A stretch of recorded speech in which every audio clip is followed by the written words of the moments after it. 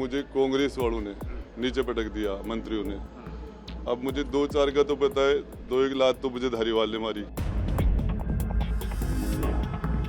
मुझे महेश जोशी ने भी मारा, धारीवाल जी ने, और मंत्री थे सारे के सारे मेरे ऊपर पड़ गए और मुझे लात घुसू से वो मारने लगे। मेरे से वो डायरी छीन ली उन्होंने।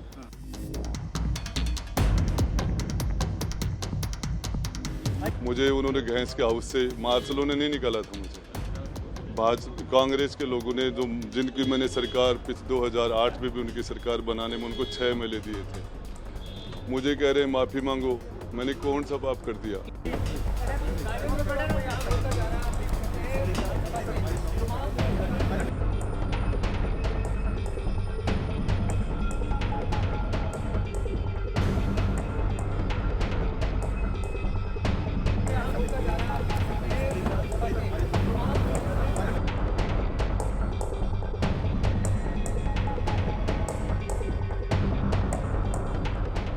सच्चाई है कि हम महिलाओं की सुरक्षा में असफल हो गए।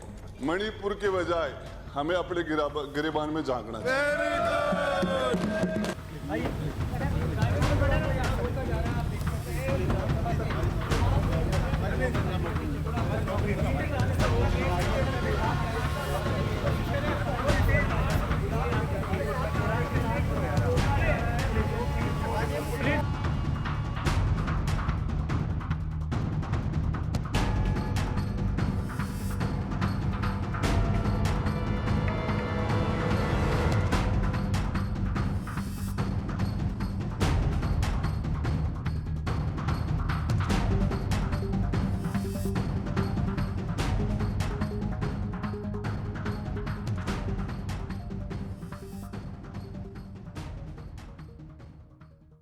मेरा जिस तरीके से इन्होंने मुझे मंत्री परिषद से बर्खास्त किया, उस पर मैं मेरा वक्तव्य देना चाह रहा था और मैं वो लाल डायरी टेबल करना चाह रहा था अध्यक्ष जी को, और वो मुझे समय नहीं दे रहे था। मैं उनसे रिक्वेस्ट कर रहा था, मुझे मंत्री के रूप में हट गया, मैं विधायक के रूप में मेरा बोलने का अधिकार है और आपका मुझे प्रोटेक्शन चाहिए, आप इस हाउस में मुझे बोलने की इजाज़त दें।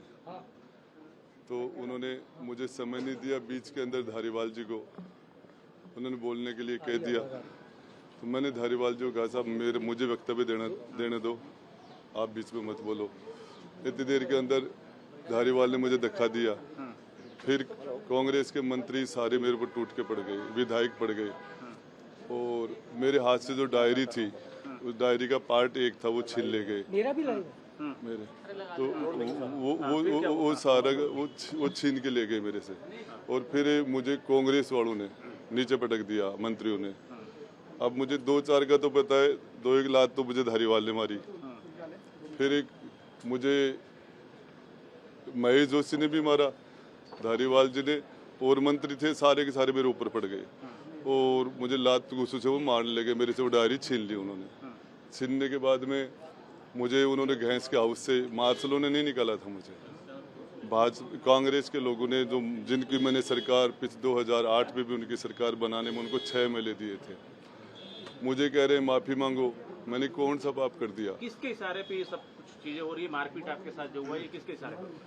अब ये तो आप भी जान सकते हो कि मैं डायरी रख रहा था। मुझे रात को भी तरह तरह से फ़ोन करके मुझे कहा गया कि तुम विधानसभा मत जाओ तो बोलो मत, और हाउस में जाके मत बोलना, तुम्हें जेल में डाल देंगे, तुम्हें ये कर देंगे, तुम्हें वो कर देंगे। तरह तरह की बातें। कुछ लोग समझाइश कर रहे थे, कुछ लोग धमकाने की कोशिश कर रहे थे, कुछ लोग डराने की कोशिश कर रहे थे। पहले मैंने कहा मुख्यमंत्री अशोक गहलोत के इशारे पर हो रहा है सारा का सारा। डायरी कहाँ है अभी?